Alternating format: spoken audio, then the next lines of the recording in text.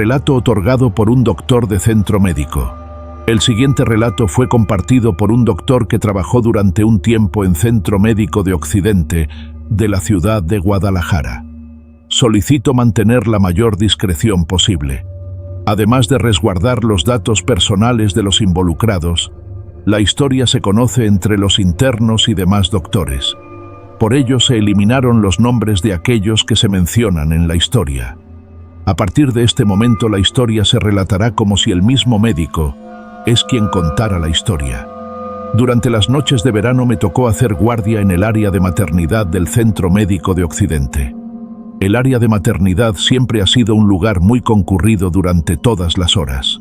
Recibimos aproximadamente a más de 30 mujeres embarazadas con algún problema o a punto de dar a luz.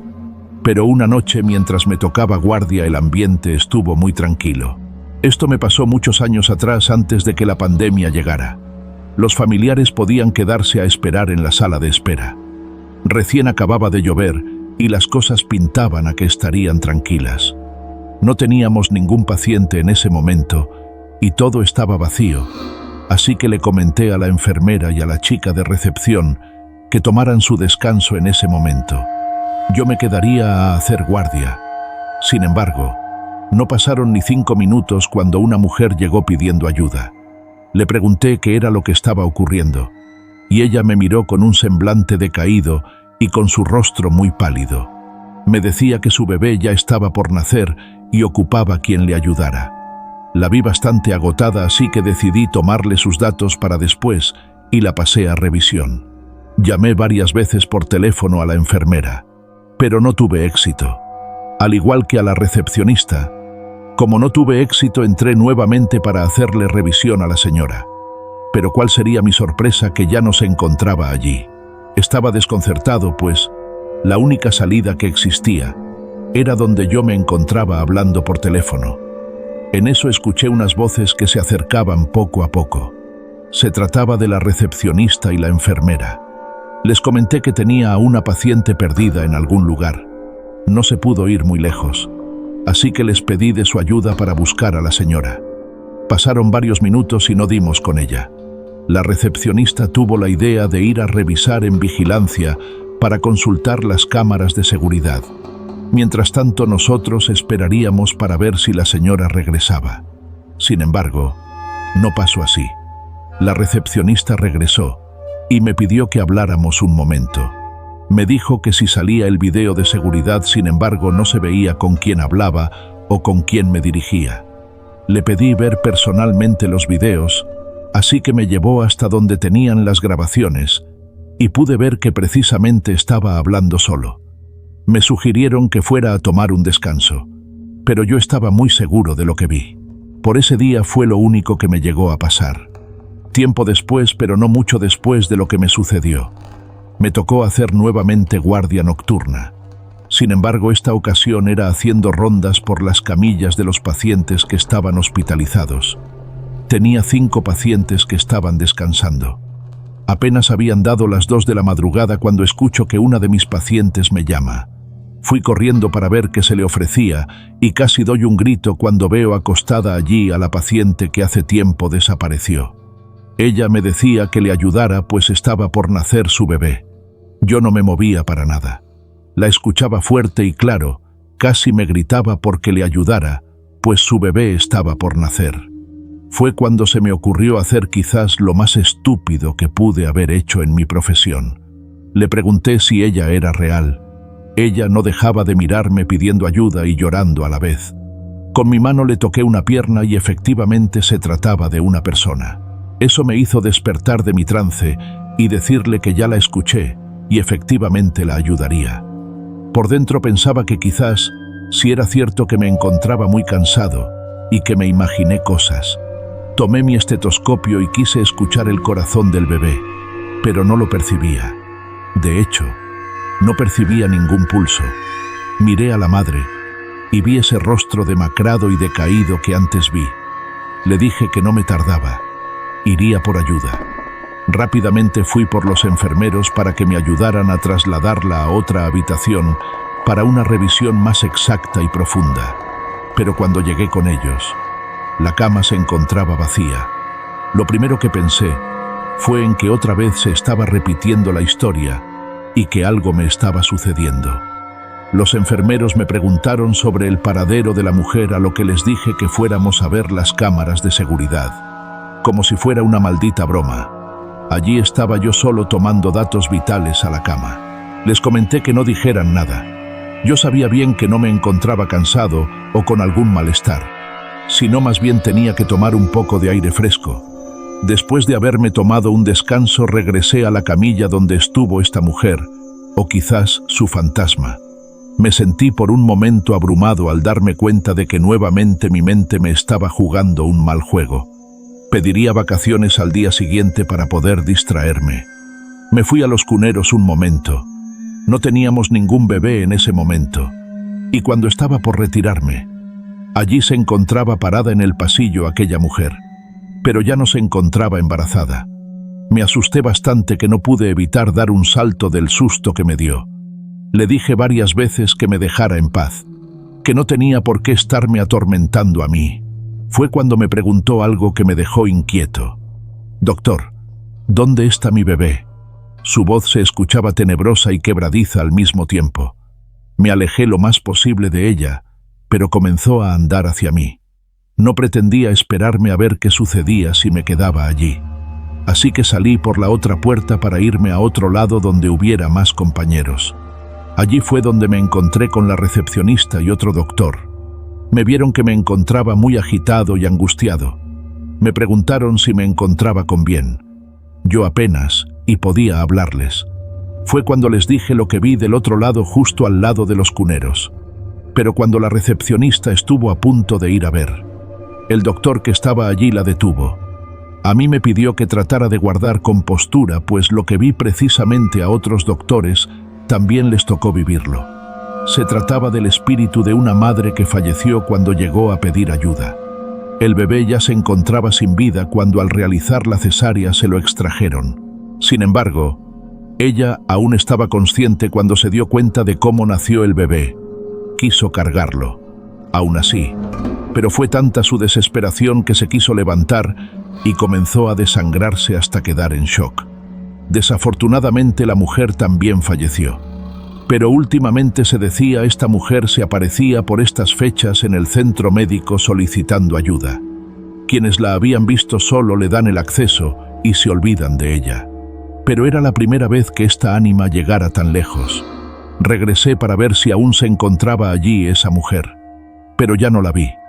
Esto me causó cierta tranquilidad, así que me dispuse a regresar a mi estación, ya casi a la madrugada.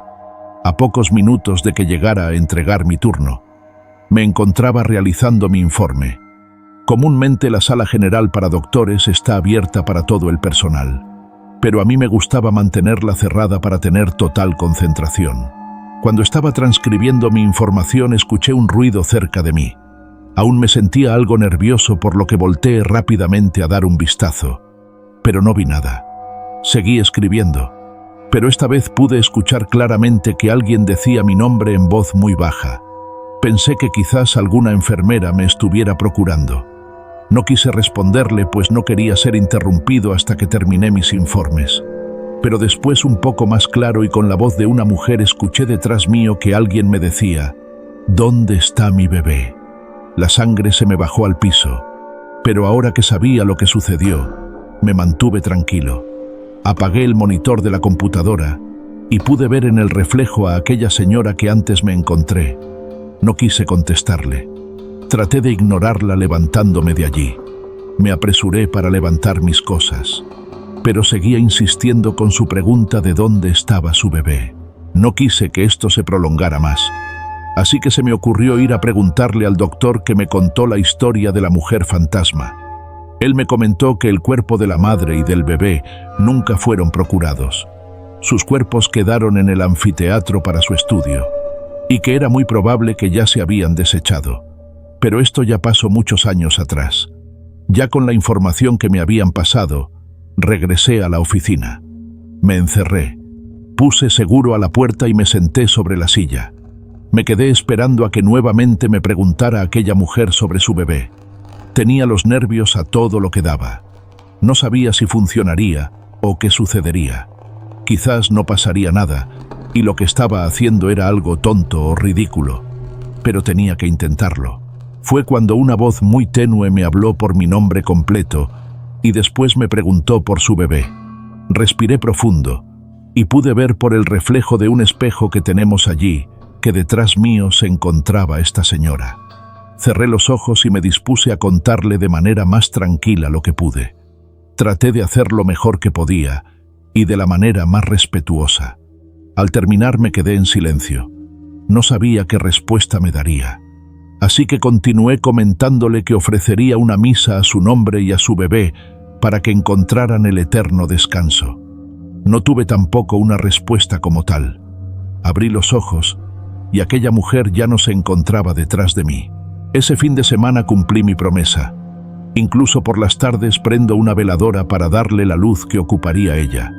Le pedí a Dios por el alma de esta mujer atormentada y que encontrara el descanso eterno.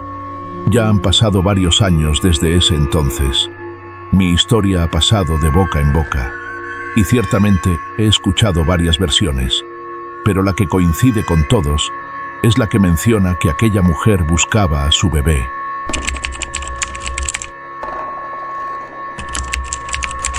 Me llamo Lucía Ramírez, y desde que mi abuelo falleció hace unos días, la antigua casa de mi familia en el pueblo de Santa Rosa, cerca de Puebla, parece haber sido tragada por una niebla oscura e inexplicable.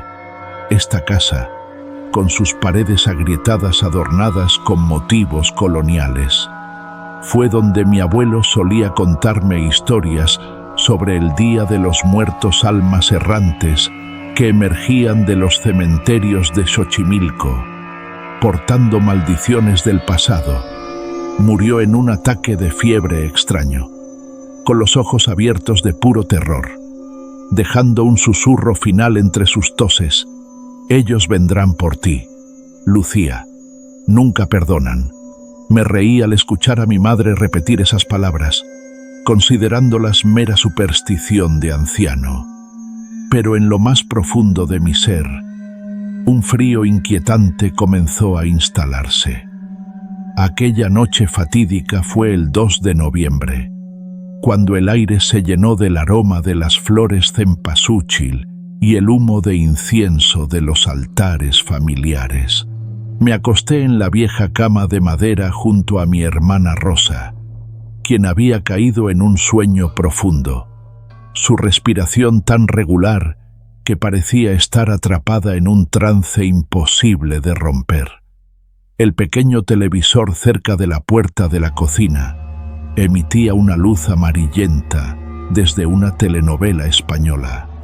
El sonido de las risas artificiales de los actores se mezclaba con el viento que silbaba a través de las rendijas de las paredes, como un murmullo de almas acechantes.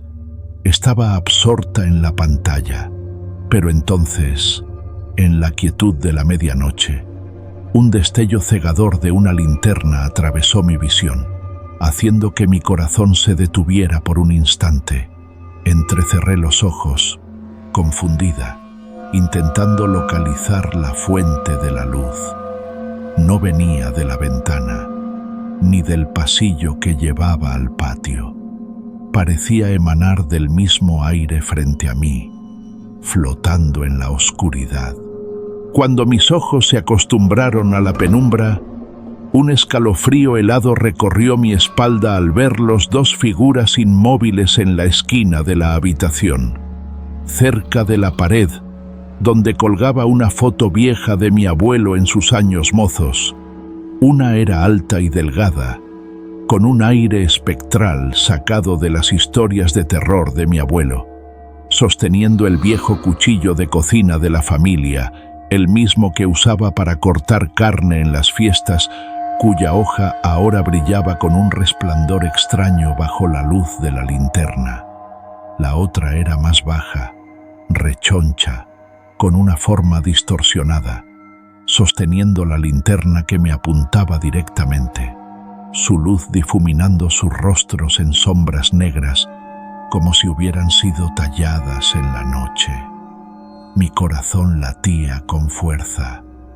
La sangre parecía congelarse en mis venas.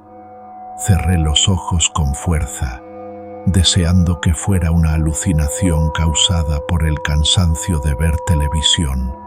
Pero al abrirlos, seguían allí, inmóviles como estatuas de niebla, con ojos vacíos que me atravesaban. El miedo se apoderó de mí. Giré hacia Rosa y, con manos temblorosas, toqué su hombro, susurrando: «Rosa, despierta». Pero ella permanecía inmóvil, su rostro sereno como si una maldición de sueño la hubiera atrapado. Intenté despertarla de nuevo, con cuidado para no atraer atención, pero sus manos estaban frías, como si su alma hubiera abandonado su cuerpo en ese sueño profundo. En pánico, tiré de las sábanas para cubrirme la cabeza. Cerré los ojos y recé para que esas figuras se desvanecieran en el vacío. Pero el silencio solo duró unos minutos, un lapso que se sintió como una eternidad. La curiosidad, alimentada por un coraje frágil, me obligó a entreabrir los ojos para verificar. Habían avanzado. Estaban a solo unos pasos de la cama. Sus pies no tocaban el suelo, flotando como fantasmas surgidos de los pantanos de Xochimilco. Cerré los ojos de nuevo, pero al abrirlos, estaban más cerca, aunque tan cerca que podía escuchar un jadeo ronco, no de pulmones humanos, sino como el viento silbando a través de grietas en tumbas de piedra. Entonces lo noté. No eran de carne y hueso. Parecían formados por una nube negra espesa, girando como niebla en un cementerio, sin ropa, sin rostros, solo formas retorcidas con ojos vacíos, profundos como abismos que conducían al inframundo. Parpadeé repetidamente, desesperada por disipar la pesadilla, pero seguían acercándose, lentamente, como si quisieran arrastrarme a su reino de oscuridad. Cada parpadeo las traía más cerca, como si jugaran un juego macabro con mi mente. Finalmente, se detuvieron, de pie junto a la cama, inclinándose sobre mí. Esos ojos que no eran ojos humanos eran dos pozos insondables, como los pantanos oscuros que mi abuelo describía, emitiendo un brillo tenue y gélido. El ser alto y delgado levantó el cuchillo, cuya hoja parecía goteada con sangre antigua, desprendiendo un olor metálico que llenaba el aire. El otro, con la linterna, me cegó momentáneamente, su luz atravesándome como si pudiera ver a través de mi alma. Sentí un aliento helado en mi rostro, un hedor a tierra húmeda de cementerio mezclado con el óxido del cuchillo. Grité, un alarido que resonó por toda la casa, rompiendo el silencio de la noche, y en un instante se desvanecieron, como niebla disipada por el viento, dejando un vacío frío en el espacio. Mi padre, don Miguel, irrumpió en la habitación, su rostro preocupado iluminado por la luz parpadeante de las velas del altar de mi abuelo. «Lucía, ¿qué pasa?», preguntó, su voz temblorosa como si también sintiera algo extraño. Le conté entre sollozos, la voz quebrada. Vi dos sombras negras. Papá, tenían un cuchillo y una linterna. Querían matarme. No tenían piel, no tenían caras, solo eran oscuridad. Mi padre negó con la cabeza, poniéndome una mano en el hombro. Solo fue un sueño, hija. Esta noche es el día de las almas. Tu mente está jugando contigo. Tu abuelo se fue, pero no querría que tuvieras miedo. Pero no le creí. Señalé la esquina donde la linterna había aparecido, donde la foto de mi abuelo ahora parecía inclinada de forma extraña. ¿No ves la linterna en el suelo, papá? Él se agachó para mirar, pero no había nada, solo el suelo de madera viejo y una mancha húmeda peculiar, como la huella de algo que acababa de desvanecerse. Suspiró. con un destello de inquietud en los ojos, y nos llevó a mí y a Rosa a la habitación principal, donde el aroma a incienso del altar de mi abuelo se mezclaba con el olor de flores cempasúchil marchitas. Pero el sueño no llegó. En la oscuridad de la habitación de mis padres, escuché susurros débiles, como el viento colándose por las rendijas, pero eran palabras claras que repetían mi nombre: Lucía, Lucía. Me estremecí, cubriéndome la cara con las sábanas, pero los susurros persistían, resonando como si vinieran de lo más profundo de mi mente. Al amanecer, cuando la luz brillante del sol entró por la ventana, revisé mi pequeño monedero que guardaba junto a la cama, donde solía guardar los viejos cheques de la familia. En uno de ellos, amarillento por el tiempo, había 3 huellas dactilares negras y nítidas, que no eran mías ni de nadie en la casa, como marcas dejadas por una mano que llevaba siglos sin vida. Desprendían un olor a tierra húmeda de tumba. Le conté a mi madre con voz temblorosa. Ella encendió más incienso en silencio y murmuró: «Tu abuelo trajo una maldición a esta casa.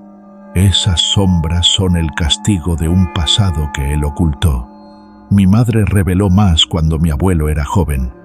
Trabajó para un brujo misterioso en Xochimilco.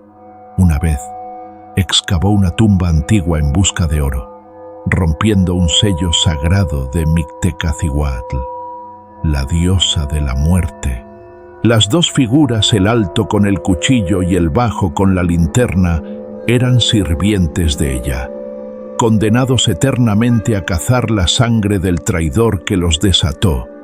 Para romper la maldición, debes encontrar el anillo de tu abuelo, dijo mi madre, con la voz quebrada, y arrojarlo al pantano a medianoche del Día de los Muertos. Esa noche, me escabullí hacia el pantano, con el anillo viejo que había encontrado en un baúl de mi abuelo en la mano. Las aguas negras reflejaban la luz de la luna, y al arrojar el anillo, la superficie burbujeó, emitiendo un llanto infantil mezclado con el galope distante de un caballo, el sonido del charro negro, como una advertencia. Las 2 figuras emergieron, flotando sobre el agua, y me arrastraron hacia abajo. Luché, sintiendo manos frías aferrándose a mis tobillos, hundiéndome en la oscuridad. Una risa escalofriante resonó desde las profundidades, y en mi desesperación vi una silueta más alta, una figura envuelta en una capa negra, con una máscara de madera tallada con el rostro de Mictecacihuatl, sus ojos ardiendo en rojo. «No puedes escapar», rugió su voz, como el viento aullando entre huesos secos.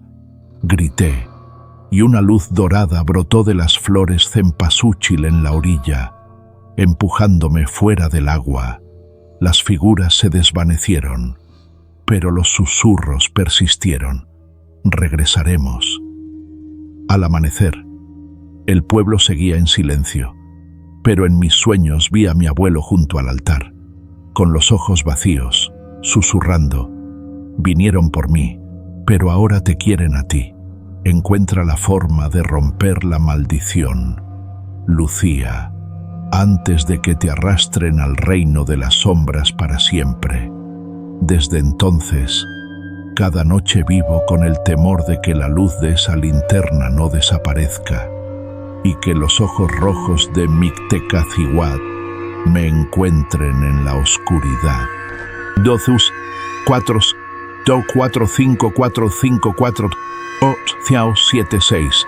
Me llamo María Delgado, y por primera vez en 3 años desde que mi abuela falleció, regresé a visitar a mi familia en un pueblo perdido cerca de Oaxaca, donde los caminos de tierra roja llevan a la vieja casa de mi abuela, un lugar que alguna vez se llenaba del aroma de las flores cempasúchil cada Día de los Muertos. Mi abuela, quien me contaba historias de almas que volvían a visitar sus hogares en noches de luna llena, partió en silencio, dejando un vacío que toda la familia aún siente. Al llegar junto con mis padres, 6 parientes nos esperaban, sus rostros tensos bajo la luz temblorosa de las lámparas de aceite. Entré a la casa. Mis ojos recorrieron la cocina antigua con sus macetas de barro llenas de flores secas, cuando de pronto vi una figura conocida, una mujer que se parecía a mi abuela, espiando desde el marco de la puerta de la cocina. Sonrió. Sus labios delgados se movieron apenas, agitando la mano como en un saludo. Sus ojos cálidos pero cargados de melancolía. ¡Qué susto me llevé! Mi corazón latió con fuerza. Una mezcla de alegría y frío me invadió. Cuando mi tío dijo alegremente: «¡Qué bueno que están todos!», negué con la cabeza y murmuré: «No, hay alguien más en la cocina». Sin esperar respuesta, me apresuré hacia la cocina, anhelando verla de nuevo. Pero la habitación estaba vacía. Solo el viento silbaba por las rendijas y un olor a humedad subía de las paredes viejas.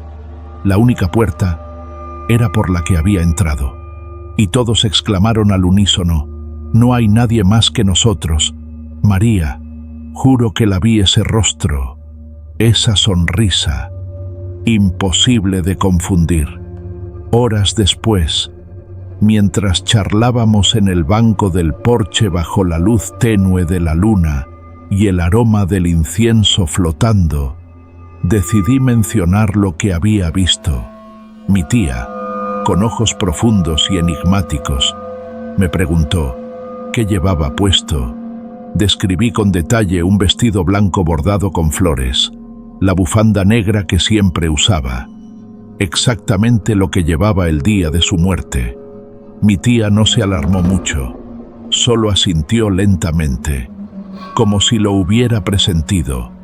Algunos parientes se sobresaltaron, susurrando entre ellos, y supe que ella estaba feliz de vernos regresar sanos y salvos. Pero yo no podía creerlo. Había visto el espíritu de mi abuela en ese instante. Parece que no fui la única en experimentar algo sobrenatural en esa casa. Mis familiares contaron que habían visto el televisor encenderse solo, sombras deslizándose por los pasillos y pasos resonando desde el ático en noches de luna. Se asustaban cada vez que ocurría, pero yo lo presencié con mis propios ojos cuando el televisor cambió de canal justo a su lado. Lo más escalofriante fue que el programa que apareció después era una película sobre fantasmas, con imágenes de almas flotando en la niebla, como si el espíritu de mi abuela enviara un mensaje. Esa noche escuché susurros desde la cocina, como la voz de mi abuela llamándome, y un aroma a cempasúchil llenó el aire, aunque nadie había encendido incienso. Hasta ahora no puedo creerlo, y me divierte ver a mis familiares sorprendidos cuando les cuento, como si el espíritu de mi abuela aún estuviera aquí, cuidándonos en la oscuridad.